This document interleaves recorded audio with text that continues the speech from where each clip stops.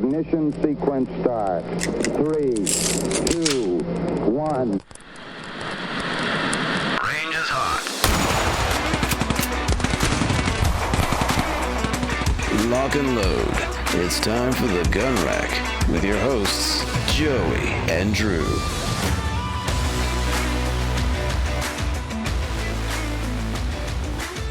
Hello, everyone, and welcome to the Gun Rack, Sonoran Desert Institute School of Firearms Technology's official podcast. I'm Josiah Upper. Folks call me Joey, and with me we have one... Drew Poplin. Drew Poplin. I may be coming in a little weird. Warn you guys right now. I'm actually technically on vacation right now. I am in the car on the move. I'm hands-free, so nothing fishy going on there, but...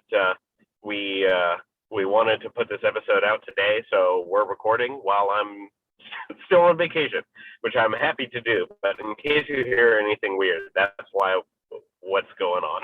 That's what's going on. I was concerned you're calling from like underground or something. I wasn't sure where you were.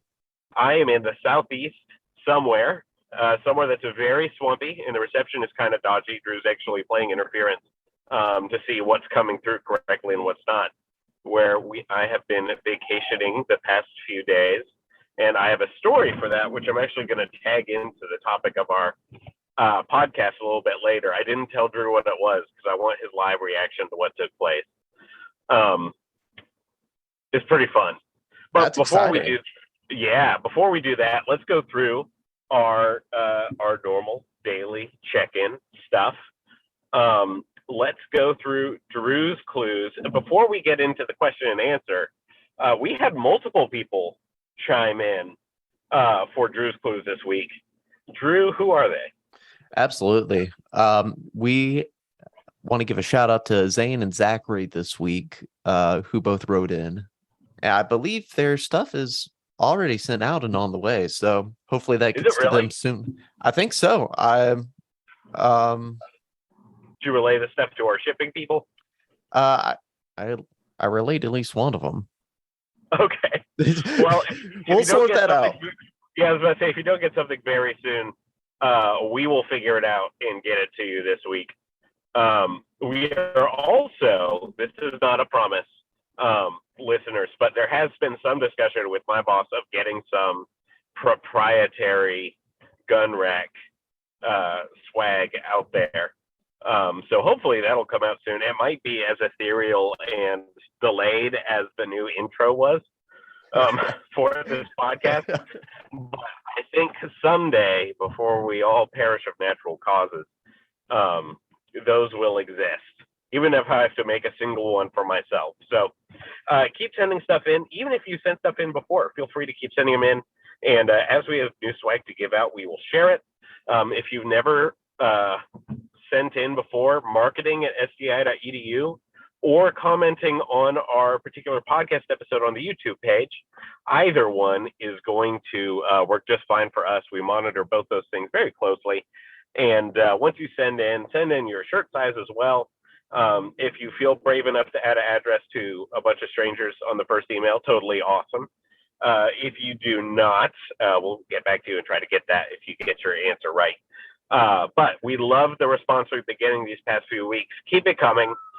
We love having the opportunity to share this trivia stuff with you. Absolutely. Well, let's go ahead and get into this week. Give you opportunity to write in. So last week's answer was the Scorpion VZ61, not CZ, VZ. Now this week's clues. This Italian bolt-action rifle was introduced in 1891, had a capacity of 6 rounds, and was utilized in both World Wars. And it fires a 6.5 by 52 millimeter cartridge. What firearm am I talking about? This one, I think I do know. This one should be an easier pickup than this past week. The VZ61 is probably the most difficult firearm we've put in the trivia lineup. So we'll see what the bounce back is. I was shocked that was the one where we had multiple correct answers. Right. But way to go, guys. You are on the ball. And hopefully you guys will get this one as well. Send that in once again to marketing@sdi.edu, or feel free to comment on our YouTube channel. We put all our podcasts up there in audiogram form, and stick a comment there as well if you would prefer. Either way, we pay attention, and we would love to send some swag your way. All right, Drew's Clues checked off today's to-do list. What's next? Well, we got to talk about SDI. We got to talk about SDI. We got to do it. So Sonoran Desert Institute, in case you didn't know, is an online school with a focus in firearms technology and unmanned technology. That means we're talking about gunsmiths and we're talking about drone dudes. And we love the opportunity that we get to help people learn these things at a proper formal education level every single day. So with us, there are 3 programs. There's the Associate of Science of Firearms Technology. That's our ASFT. There is the Certificate in Firearms Technology Gunsmithing. That's the CFTG. And then we have the Certificate of Unmanned Technology Aerial Systems, the CUTAS. If you hop on to sdi.edu, you can see a description of all 3 programs. I strongly encourage you to go check it out. If you're not a part of the team already, feel free to join us at sdi.edu. Wonderful. Wonderful. So should we go ahead transition into our main topic today? Yes, we're going to talk about concealed carry belts today, and if there's something you need or not. And a secret fun surprise that you guys will find out here pretty shortly. So what is a concealed carry belt as opposed to a normal belt? Drew, when you hear concealed carry belt, what are you thinking? I'm thinking something that maybe I wouldn't necessarily call stylish, but is practical, is sort of made in a way to where you can wear your concealed carry easier with it. Yeah, valid. Oh, was there more to that? No, I was just going to say probably comes in black or dark gray or something. Maybe a desert camo or something. Yeah, it can come in kind of all the colors of the wind. I still have an olive drab one hiding out there somewhere. I don't remember where it is. But concealed carry belts are belts that are designed to hold a concealed carry firearm without sagging your pants or ruining your belts. A lot of firearms, especially firearms that are loaded, can weigh quite a lot on a regular office belt, especially if you're wearing something like I wear a lot of woven belts because I find them to be very comfortable. And they do not hold up firearms particularly well most of the time. People that are wearing those cheap belts that have cardboard inside of them, first of all, treat yourself. Do a little better because they don't hold anything, including your pants. But obviously, those are not going to hold something up that weighs more than a pound. And of course, including your holster and firearm, we're looking at, I don't even know what the max would be, but we're talking about more than a pound vast majority of the time. So it's not an insubstantial weight that's sitting on your hip. So when we're looking at that, we want to find something high quality and sturdy so that whatever you're weighing your waistline down with, you don't feel it. And it's just like backpacking, right? If you don't go backpacking and you're like, I'm going to go backpacking, you're going to be under the impression, most people are, that the weight that you carry is supported on your back. That's not true. It's not in your shoulder straps. It's on your waist because your waist is a lot better at carrying stuff than your shoulders are most of the time. So I know that there's not necessarily a big market for shoulder strap carry, but the point is that waist carry is the best way to carry your handgun in terms of kind of weight bearing. And I do have a shoulder holster, but more than that, to bring this back from that weird rabbit trail, a good concealed carry belt, a really solid concealed carry belt, can make you forget that there's a weight sitting on your waist. So when you are choosing a concealed carry belt, we're going to need to consider a few things. A lot of these will just be really, really, really sturdy leather. And that's okay as long as you have really good leather, right? There's some leather belts out there that are flimsy. That's not what you want. Generally, you're going to do well with a proper gun belt. A lot of them will have some sort of insert in them specifically for retention. Looking out for that is almost always a good idea. These are not overly expensive. I think my concealed carry belt that I use the most often was $32. A lot of belts that you're going to buy at the store that are decent quality are about $20. So the upgrade is not overly expensive. So when we're looking at concealed carry belts, we want to talk about capacity. How much weight can it hold? Concealability. Is it a ridiculously conspicuous belt that is obvious to everyone that you're carrying? And we want to talk about fit. Some of these belts, I have one gun belt currently that's so wide that it doesn't fit inside of a normal set of belt loops on a pair of jeans, which is, it didn't even occur to me to check that out until I got essentially.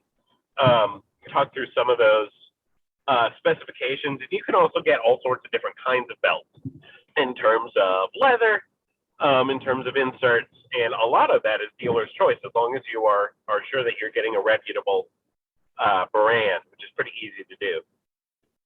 But first things first, is there a significant difference really in the capacity to carry weight with a concealed carry belt versus a regular belt?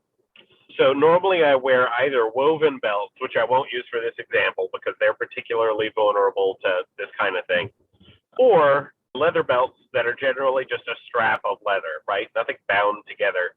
Just a nice, kind of cheap, honestly, piece of leather that has a nice look on the outside and is maybe not even super refined on the inside, just super basic stuff, cheap, but works and tends not to get marks. And I don't care about finish too much as long as it looks professional and presentable, and it does. You carry that. If I carry that with my Sig Sauer C3, it has 6 rounds of 45 ACP inside of it, I am going to have a bad time. The belt, no matter how hard I try, is not going to hold right. It's not going to fit right because that's not what it's designed to do. It is struggling when I use it to hold the weight up rather than being able to focus on ratcheting that carry as close to your body as possible for a good concealed carry fit. So there's a weight bearing issue there, but the other big difference, and the best way I know how to use this as an example was that Recondo operations group class that we talked about just a couple weeks ago. Yeah. I don't have Molly gear. I think it's pronounced Molly. Forgive me if it's not, MOLLE. I've never used it, so I might not know how to pronounce it correctly. But I think it's Molly. A lot of folks did. And so they came out with they had their magazine into mag holders that are designed to go into Molly and all these other things that are, they're able to hook it all up within this system that they built. And I don't have that. So I had a 2 AK mag pouch.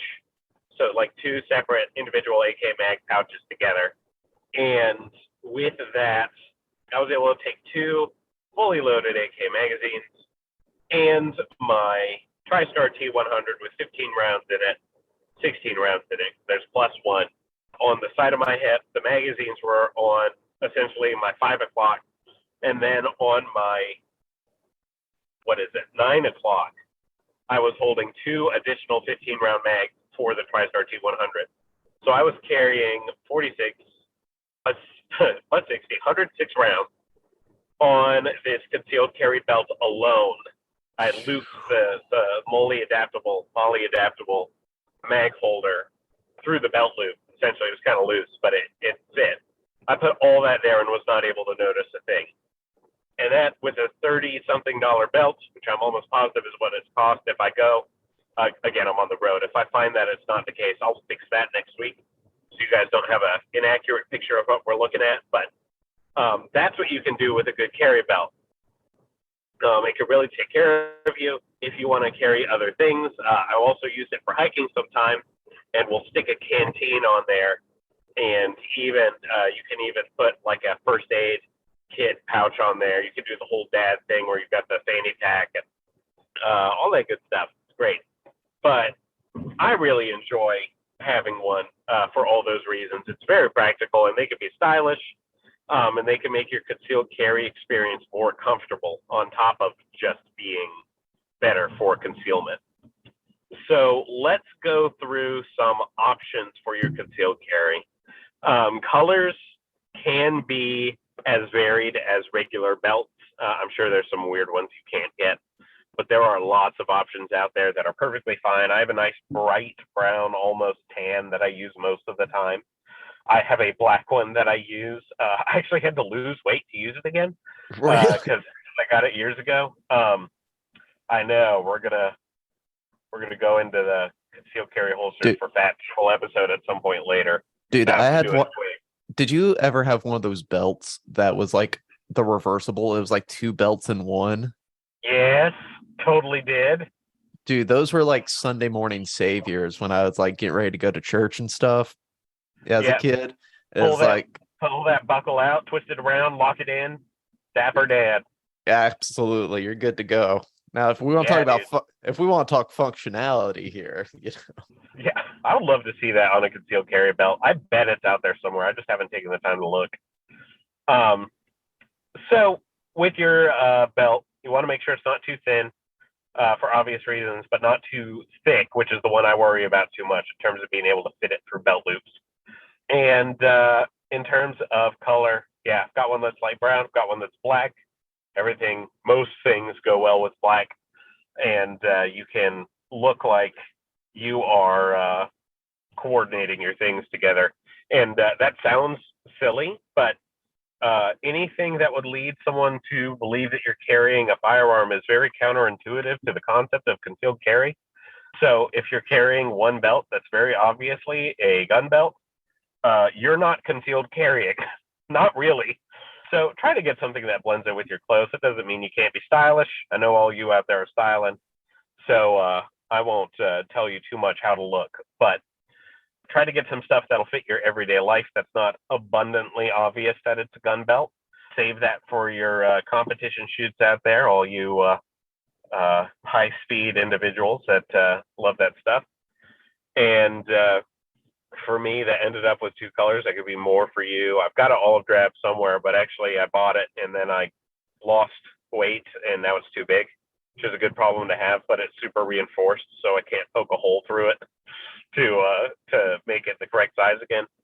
There are some, I don't have any of these, but a lot of the options out there for concealed carry will involve some sort of ratchet system as opposed to a buckle and hole situation. And there is value to that, I think. If I found one that I liked, I'd pick one up pretty much on the spot.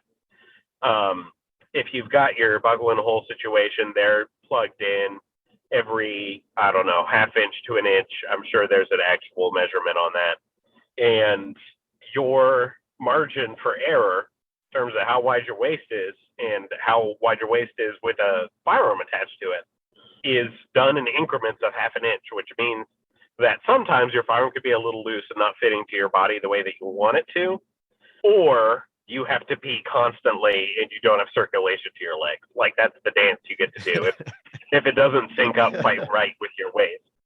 Generally, I defer to the side of too tight to maintain that concealability, but also it can genuinely hurt sometimes. So I won't blame anyone else for not making that same choice.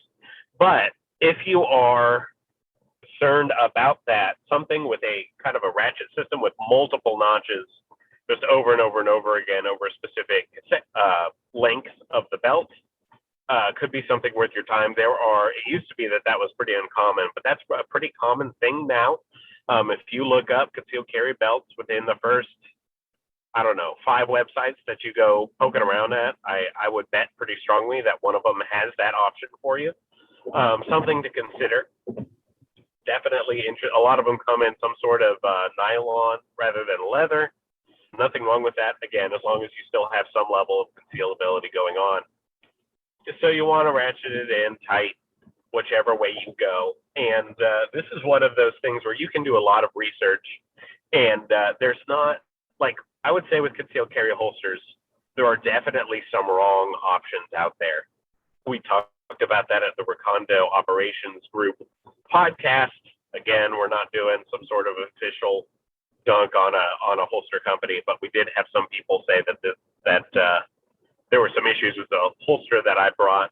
And with concealed carry belts, I'm sure there's some crappy ones out there. That's always the case, right? There's shoddy craftsmanship wherever we go for anything. But the margin for error is wider, right? You need something that can hold a lot of weight, that looks normal, and won't get muffed up when you go just, kind of farting around your days, whatever it is that you do. So, and it fits you, right? That's all it's got to be. It's got to be comfortable, dependable, and fashionable is the wrong word, but you know what I mean at this point. So there's a lot of options out there. My favorite one that I use the most, I got on Amazon. My other one that I received from my grandfather, he might also have gotten it on Amazon. I'm not sure about that one, though. There's another brand out there. It's a little more expensive than the ones I bought. Hank's Belts has an excellent reputation. I have never used them, but I have multiple friends that have spoken very highly of them. So worth noting, Hank's Belts is worth a look. They're a very big belt company. So if you look up Hank's Belts, you'll find them. They have a lot of options out there. So a lot of different opportunities here for concealed carry belts to vary them to your style, to your price point. And if I were you, I'd get more than one even. And get one to cover your bases. And then if it doesn't work exactly right, a little bit later, pick up another one in a different color, see if it works for you, and just slowly make your way through until you find that exact right fit, just like holsters. And even just like the right firearm, though, hopefully you have a firearm that fits you just right away. Now, I wanted to talk for a second because I was up till 5 a.m. doing this about the different kinds of material you can get for the exterior of your belt, right? Because you got to be styling on top of the concealability. So, Drew, can you list off for me some options that that you could get for a belt in terms of material? I'm thinking shag carpet would be my shag carpet. Yeah. If we really want to talk about style, I mean, definitely leather. I feel like leather would, for me at least, would be on top of my list. Yeah. You mentioned almost more of a nylon. Yeah, I mean, have you ever seen a plastic one? Like, okay, like I'm sure they're out there. I've seen. I just had the image of like being a kid in like my older sister's closet, it having like 5 of these colorful plastic belts, and they looked awful. There's some where I don't think I've seen any with plastic on the exterior, although I'm confident you could find one if you have enough time. Yeah. But a lot of people will do a rigid plastic as their core. That's the thing that can't bend. And then they'll put a very light veneer of nylon around it, which is functionally a plastic belt for all intents and purposes, but it has a different aesthetic. So you're in the right family for these. But there's a lot of different kinds of leather. So what kind of leather do you want to have for this gun belt? Ooh, I gotta be honest with you. I'm not up to date on my kinds of leather. Think different animals rather than like some sort of grain of leather. Yeah. So this will be wild and out there. So you need to bear with me. But back in the day, I used to have some soccer cleats that were made out of kangaroo leather. I was talking about that with someone a couple days ago. That's so bizarre. What? Yeah. They were extremely comfortable. Our friend Kat was talking about kangaroo skin shoes for soccer. Yeah. Man, I never thought soccer would come up on this podcast, but here we are. Here we are. I mean, probably some sort of like, steer. Ooh, maybe like buffalo. Like a what? Like a buffalo or like a bison. Ooh, I don't know if you could get bison leather. I'm gonna find that out. There's alligator leather, isn't there? There is alligator leather. It might be called alligator skin, but if anyone here is going to be weird about the difference between skin and leather, we're not here for the technicality. But you keep dancing around shark skin like the one I caught at 3 this morning. Wait. You caught a shark? I caught a shark this morning. At 3 in the morning. With Cat. Okay.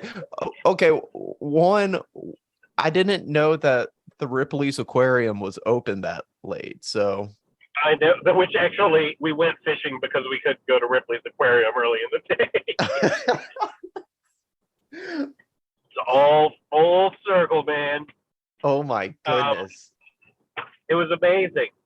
So we took our friend, for those of you who don't know, we took our friend Kat out to, I have been taking her fishing. I think this is our 3rd time. She's always wanted to fish. She didn't have an outdoorsy family. And a lot of us are artsy, theatery people. A lot of marketing people are, actually. Fun fact for you guys. So while we love the guns and stuff, a lot of our friends are not outdoorsy. So I've been kind of teaching her how to do that. And we went a couple times in freshwater and didn't catch a thing. And it was kind of a running joke at this point that we'd spent like 8 hours fishing without producing any results. And so she was like, she wasn't sure she was going to come on this trip, actually, because we're with a couple friends. And I was like, if you go, I will take you fishing on a pier. Knowing in my head that pier fishing in the ocean is you're fishing in the surf, which is, I find it to be significantly more difficult than, toss the bobber in the water, because you're trying to keep your crap out of the surf, and you have to have your line totally different, yada, yada, yada. And I feel like it smells significantly worse too. It smells so bad, dude. And then we were out there, and because it was so late, there was a period of time where on this 1/3 of a mile long fishing pier, Kat and I were the only people on it. It was almost a complete new moon, and there was total cloud cover. It was like you were on the edge of the world. It was so cool. You looked out, and the horizon and the sky don't meet. It's just black. It looked like something out of Stranger Things. It was truly amazing. And then it started to get lit up by heat lightning. It was, so cool. But we're out there fishing, and some dude or dudette left a little thing of bait that you can buy at the at the shop there. It's 24/7. Got a little bait shop, and there's like, you can also get ice cream there, which is the grossest combination of things I could possibly imagine. Yeah. It's basically like a little touristy, boardwalky thing, but also a place where you can fish. And but the fishermen there are super serious. I watched a dude throw in a hook with a 4-pound piece of stingray attached to it, trying to get a big. So I picked up some night crawlers, because I'd actually never gone saltwater fishing with night crawlers before. I was like, let's figure this one out. And someone had left behind a thing of frozen dead squid. And we opened it because we're filthy scavenger goblins. Yes. And it was the grossest thing I think I've ever smelled in my life. And it was pretty foul.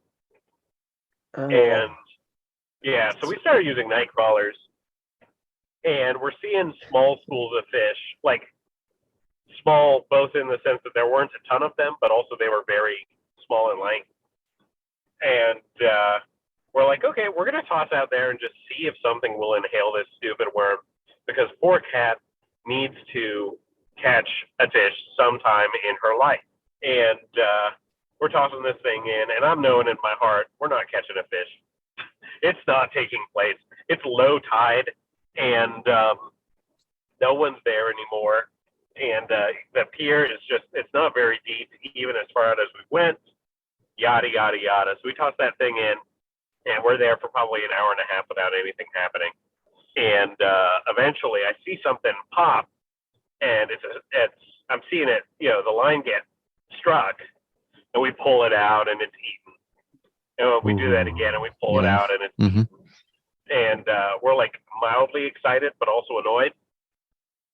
And so we go out, and we're like, okay, we're going to find the strongest of the worms that we have. We have 15 worms. We're going to find the mightiest of these worms. And he's going to go do battle for us, and we're going to catch a fish this way. Oh, and I should have mentioned earlier, there is some either 14 or 15-year-old kid sitting at the end of the pier with a professional rig, standing there like a 55-year-old man, dispensing advice to everyone there, and not like an annoying 15-year-old kid telling you what to do, like sitting there quietly, and if you needed help, coming and competently helping you for everyone on the pier. Maybe it was like Benjamin Button or something. That's what I said. It was utterly bizarre. It used to be that I used to fish in Palm Coast, Florida, which has a very large Russian-speaking population for whatever reason. And every time I went fishing on their pier, I would get approached by some heavily accented Russian dude who would help me fish better. There was fishermen always think that you're doing a total noob when it comes to saltwater fishing, so I don't mind.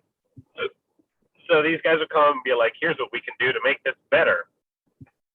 Except in super grumbly Russian accents, and it was super fun. And they, like, all the spirits of all those people I've met over the years were channeled into this one kid, giving this surreal experience to a dozen people around him. It's Avatar. Absolutely bizarre. And so that kid eventually packs up and leaves, and it's just us on the pier. And when it's just us on the pier, we get another strike, and this mega worm that we had used, we actually named it.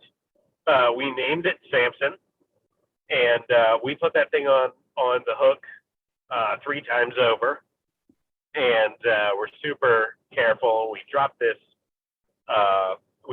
thing right around where the school of small fish was, and we get a strike on the reel or rod, and I was like, dang it, it's gone again. And then it pops again, and it pops again. And I'm like, Cat, go get the reel. We're getting hit right now. We were splitting a rod for reasons I'll explain in a minute. And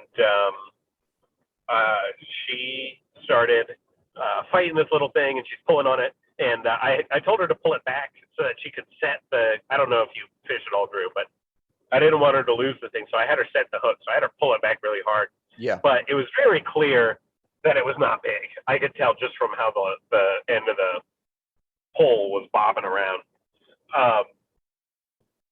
But it was, it was fighting its little best. And Cat pulls and pulls and pulls and reels it in. And it's called a croaker. If you look up a croaker, it's the most generic looking fish you could possibly imagine. And it was also, it was Cat's first fish, which will always make it special. It was 7 inches long. It was an itty bitty, teeny weeny little fish. Very cute. Cat was so happy and over the moon. And on that hook was the worm, which the fish missed and had gotten hooked instead. So Samson not only produced our very first fish as a fishing partnership, but survived to the end of the day, which is pretty great. But that is not a shark, so there's more to the story. We took pictures with it. Very good time. I told her that it was tradition that she had to kiss the fish, which she did not do. Very embarrassing for all of our fishermen out there. I know But I told her, I was like, listen. Oh, and the other thing is the hook that I told her to set. We set it a little too hard. It was not sticking out of it was not hooked in the fish's mouth. It was hooked in the fish's forehead. Oh my goodness. Which I'd never seen in my life. Yeah, it was like that fish could have gone at 80 miles an hour in the opposite direction, and that hook was not coming out of that fish. So, yeah, fun times, wild times at Rydell High for that fish. But Lark went in there and pulled the hook out anyway, all by herself. I didn't even tell her how. Very Hey. proud. Yeah, she can't listen to this, though, because I never tell her that I'm proud of her for things. That's how our friendship works. Yes. But so we pull the hook out, and I tell her, I'm like, if you're not going to kiss this fish and release it, you do have to kill this fish. Like, you have to do the whole thing. So I didn't even have a knife with me. I'll go ahead and tell this part. So I forgot all of my fishing stuff at home, which meant that, and I had promised Kat that we'd go fishing. She would murder me if I did not take her, which I was hoping that they would have rentals. They did not. And everything was closed. So I had to buy the price gougey pro shop pier stuff. If you've been pier fishing, you know exactly what I'm talking about. I bought a $15 rod and reel for $30. And then I bought a comically tiny pre-made tackle box for like $16 that had about $3 worth of stuff in it. And then I bought these night crawlers. So for all of that, it was like $65. And the reason we were splitting a rod is because I didn't want to spend $30 twice on super cheap rods. So that's what we were doing. And so I had to run back and get a filleting knife because I didn't have one for her to kill this fish. She took it off. We have a little fish cleaning station, and she is mortified that this thing's alive, and she's going to have to take its life, right? If you fish, if you hunt, you know exactly what I mean. Hunting is exciting. Fishing is exciting, but I don't know many people that are stoked about the specific moment when the life leaves the eyes of something. It's even if it's a tiny fish, it's kind of intense. I would be a little concerned. Yeah, as a responsible fisherman, woman, or hunter, you want to do that as quickly and as humanely as possible, right? It's just a good thing to do. So I'm like, all right, Beth, I'd forgotten I hadn't been fishing in so long, and I hadn't caught a fish in even longer. I'm trying to sit there and remember what I had been taught a decade ago on dispatching fish quickly, because I just do catch and release myself. I hadn't caught and killed a fish in probably 13 years. Mm-hmm. So I'm trying to remember how to do it. And I was like, okay, well, I know one way that will work for sure. We're going to hold this fish, very firmly, and we're just going to take the knife and put it between its eyes and drive it through the skull and put it through its brain and just real quick finish this thing. And that's what she did. And she did a good job with that. But it kept trying to breathe and flipping around because its nervous system is doing weird things. She was mortified by that because she'd never seen that before. But having seen that before, it went on longer than it had any right to. And I know she did it right. So we went back through and drove the knife all the way through the fish to the board. And then I went through and did it upside down. And that thing, the gills were still flaring in and out, which is just, not fun. Yeah, no wonder you guys didn't sleep last night. Yeah. Well, I told Kat, I was like, listen, the reason I was like, not a lot of people eat croaker. I know you can, but it's not like people don't go out looking to eat croaker most of the time. A lot of people consider them to be pests. I was hoping she would get to see a sheep's head, which she did eventually from another fisherman. Do you know what sheep's head are, Drew? No. Okay, I'm gonna need you to look them up when we're done with the podcast. But they're smaller fish that have human molars. Oh! I've seen pictures of that. Oh, yeah. They're called sheep's head. They look like sheep's teeth, but same concept. Absolutely mortifying. I was hoping we'd hit some of those, but apparently they weren't biting that particular day. But I was like, listen, Kat, we have an opportunity here.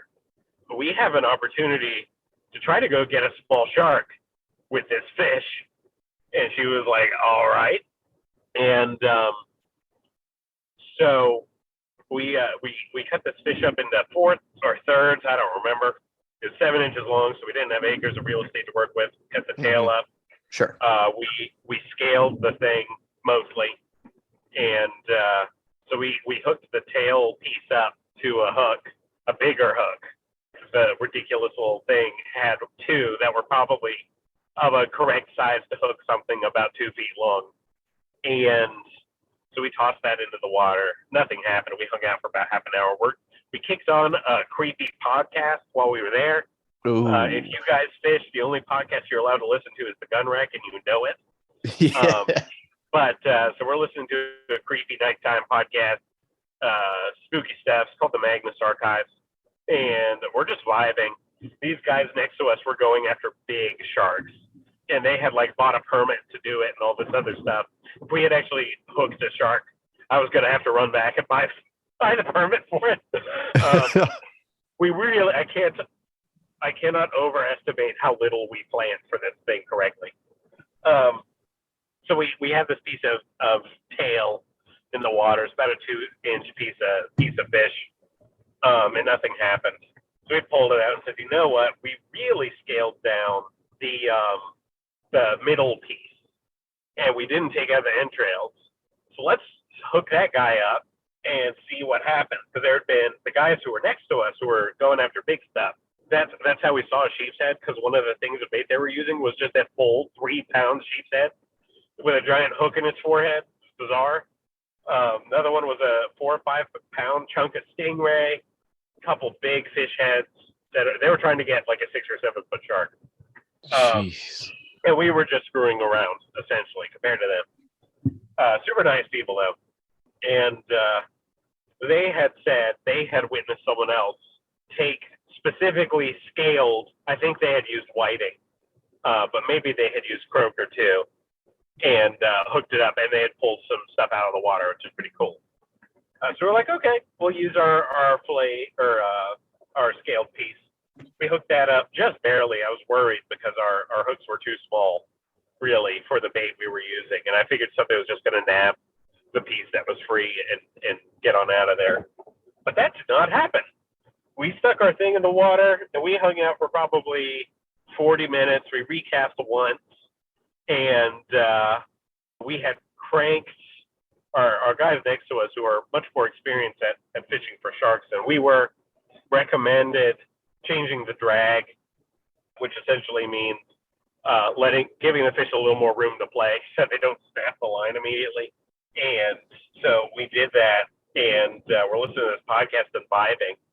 And I hear this thing that doesn't even register in my brain because I don't go after medium to large fish really ever.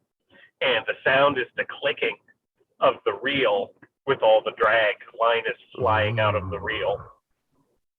And Kat, who was listening for it, does hear it and grabs this thing, this rod that we've got. And the rod is doing an almost complete 180 into the water, bending. And I was like, what happened? I wasn't even thinking about sharks particularly. I'm like, did we grab some sort of, I was thinking it was some sort of Spanish mackerel. I don't even know if they finished. I'm just thinking of big sporting things in the area. And the two guys next to us heard it and come flying over because they're like, they thought it was one of their rods because the reaction was so strong. And Kat's sitting there, and she is fighting for her dear life because the shark that's attached, we'll tell you in a little bit, was not. So I've pulled like 12-inch little sharks out of the water. This was not that, and this thing was fighting like crazy, which is why I have a theory as to what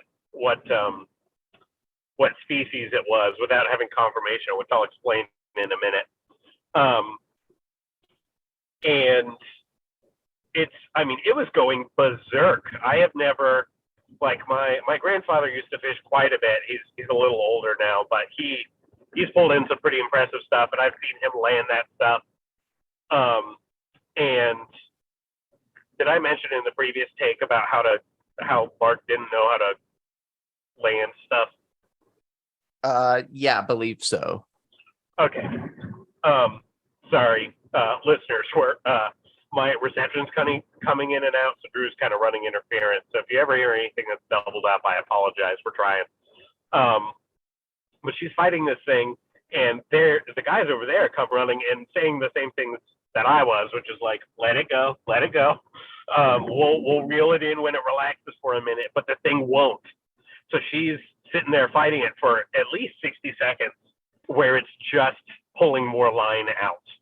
And I was worried that we just weren't going to be able to, this wasn't going to happen. For sure. And eventually she's sitting there and it stops, and she does something you're technically not supposed to, where it wasn't running, but it was definitely fighting still. And she just, instead of reeling, she just grabbed the whole rod and yanked it about a country mile behind her, and then reeled in the slack, which you could do that with fish, but when you're fishing, but I don't think of it as something you do when preserving the integrity of the line in question is Sure. is the name of the game. So she did kind of the instinctual kind of bass reeling situation, or something you could totally do with another rod and reel, which is where I bring the definition of caught for this fish is different than other fish. Normally, I would consider caught fish being landed. Landed meaning you bring them to shore and you take your hook out and all that good stuff. In this case, that is not the case for two reasons. One, we did not have a permit to land a shark. I would have happily gone in and purchased that permit. They were still open, and I would have been happy to make everything kosher. That was not going to be an issue. But two, remember, I bought this rod and reel 3 hours before this happened. The pound test, I don't know if you know anything about fishing, Drew, but the pound test in this rod and reel was 12. That essentially means, Drew, the capability of it to pull in fish was 12 pounds. Yeah, so you're way over it. Like, you're way over your head at this point. That was the exact verbiage I used with the guys next to us. For context, those people were using the Stingray chunks they had in the water had 200-pound test, and the sheep's head had 500-pound test. So we're essentially playing in the kiddie pool, and then suddenly we're dealing with a whale. That metaphor doesn't even make sense. We're wildly over our head. Yeah, no, it's like trying to catch Moby Dick with a string and a stick. Yeah, we went out chasing trophy whitetails with a pop gun, and truly did not think this far. So for us, we would consider catching just being able to bring it to the surface so we could see it. Right? That's what we wanted to do. Sure. But freaking cat came through and fought this thing for about 3 minutes. Back and forth. I know they could take a little longer than that, but for someone who, this is literally the second fish she's caught in her life, and the first one she caught in her life happened an hour and a half before that. Fought this thing pretty gamely, and eventually we were able to do it. The guys who were going after the big stuff were over helping us, and they had brought big lights, so they were shining them into the water. And lo and behold, Lark brings this thing to the surface. And it's probably about 3 feet long. The guys next to us were like, dude, you caught a 4 foot long shark. And I'm like, no, we didn't. But I think 3 feet is that's not a fisherman's estimate. I think that's actually what it was. I don't even know what that correlates to weight-wise, but it was significant. Pretty thick body. It was gray as opposed to like a sand brown or a sand tan. So we're sitting there trying to identify the thing. It's fighting like crazy, thrashing around. And again, it's pitch black. So we're catching it in occasional glimpses, but we're like, you know what we're going to do? We're going to pull this thing up to the pier, and we're going to try to get a photo of it. If we get a photo of it, we get that far.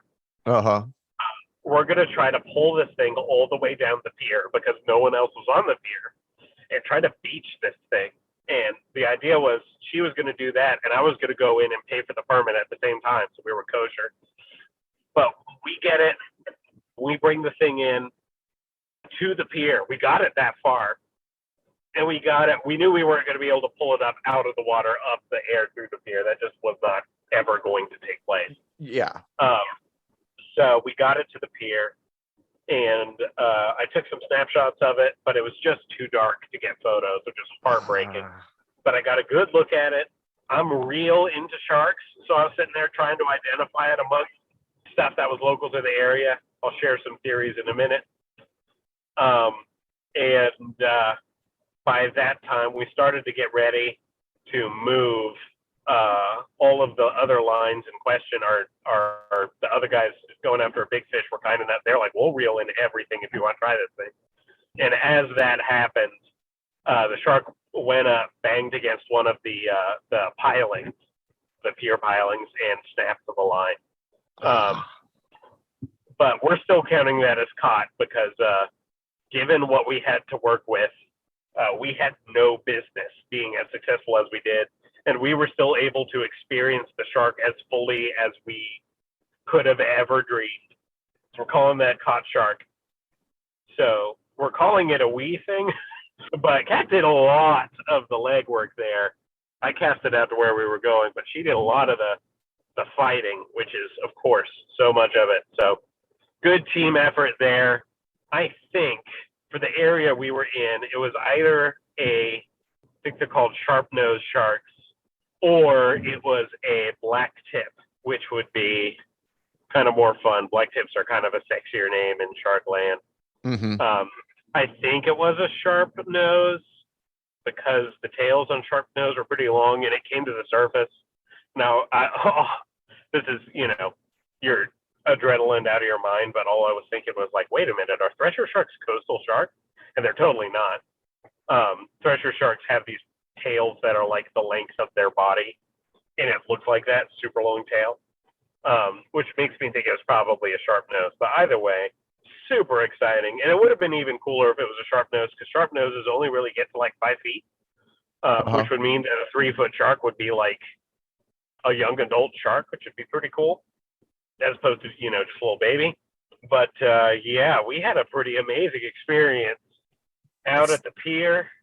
And yeah, that was a first for me. I'd never caught anything remotely that large, or even been part of a tag team that did so. So that sounds, I'm so proud of you both. That sounds like it was a great time. It was also, amazing. I didn't know you were so into sharks. I love shark. I've been shark cage, not even cage diving. I've been shark free diving before. Wait, what? Down off Miami. Oh yeah. Me and my other buddy Drew and my friend Sam, who I think you know, and Caroline, went, and it was supposed to be shark cage diving, and I actually got a little anxious because they were like, we're going to free dive instead. And I was like, that is not what I paid for or mentally prepared for. Eventually, I made them put that shark cage in the water, but there was a time where they basically put like a bait-sicle down. And if you've seen Shark Week, you know exactly what I'm talking about. Giant frozen chunk of fish. And they go to the same place every time, which means these sharks are like dinner time. They popped out. They were having a great time. But scary thing off of Florida waters, there's a wonderful diversity of sharks, but there are a lot of bulls. And bull sharks are properly dangerous. And they're very, I'm assuming, because they've been using this spot a lot, very used to kind of the rhythm of the bait-sicles and not fighting the people as of yet. So I always worry about when wildlife is trained to associate food with something people do. Yeah. Seems dangerous, but I've not heard of any incidents. So reflect on that one as you will. They actually got featured in Shark Week a few years ago. But there was these sharks were basically curious, and they were checking us out. And they're sharks. So they're doing the opportunistic thing, which is freaky. So Drew and I were sitting there looking at some sharks, really having kind of an amazing time, half choking because the water was pretty choppy and we had these doofy snorkels so we could look down.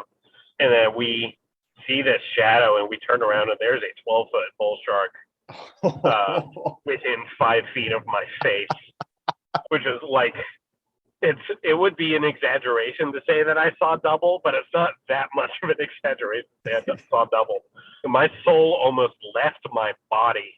That was terrifying. And that's when I said, "You're putting the cage in." They're like, "You're not gonna be able to see anything." I was like, "I don't care. I pay for a stupid cage." Right? If I wanted to free dive, I would have planned on free diving, but I did free dive, so it counts. Counting this shark catch. Some of you listeners might be like, "That totally doesn't count," but I feel like it does, given the circumstances we were given. Amazing time. But all that to say, I want a sharkskin belt now. I want one bad, or a sharkskin holster.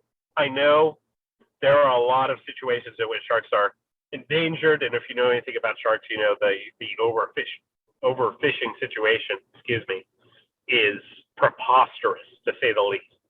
So I'd want to find something where it's ethical, so we can still have these amazing creatures roaming around. But that's on the to-do list. It's a weak segue, but I really wanted to talk about it today. So here we are. It's like, I think you wanted to spin your fishing yarn. Yeah, that's all you wanted to do. I don't have a lot of fishing yarns, so I think we've ended up talking about sharks more than we did concealed carry belts. But I hope you guys found that entertaining. I also think technically that can qualify as a tale from the range. I don't know. I was going to say I was going to elect to forego our tale from the range today, instead for a special edition of Tale from the Pier. Tales from the Pier. Very far into the pier. Lovely time. But no, to summarize, sharks are cool. Concealed carry belts are even cooler if you're a concealed carrier. It's a worthwhile investment. You can find some for very little. Read reviews. Make sure you're getting the right fit for you. And as always, if you are going to conceal carry, be meticulously careful that you do it exactly legally and that you do it exactly safely every single time. Go get training if you don't have it. All right? Before we leave, we don't have Tales from the Range because we just did Tales from the Range, but we want to plug Sonoran Desert Institute just one more time for you guys. Sonoran Desert Institute, as we mentioned before, is an online accredited school by the Distance Education Accrediting Commission that offers 1 degree and 2 certificate programs. And we are absolutely delighted to be a part of the SDI family. If you guys want to learn more about them, but don't want to hear it from 2 dudes who are in marketing like us, hop on to sdi.edu, hit the news tab. On the right, you'll see grad features. Click on those. You will see from the graduate horse's mouth what it's like to be part of the SDI family, what it was like going to school here, and what they're doing now. All of which I'm sure they could say even better than we ever could, right? Having gone through this whole experience. We strongly recommend you check them out. Follow us on social media if you elect to be on social media for fun gun stuff, but also news, updates, blog posts, all that good stuff. Folks, this has been a wonderful time. Have fun out there, and we will see you at the range. Sonoran Desert Institute is an online school accredited by the DEAC. It is headquartered at 1555 West University Drive in Tempe, Arizona. For more information about how you can craft your firearms future, visit sdi.edu.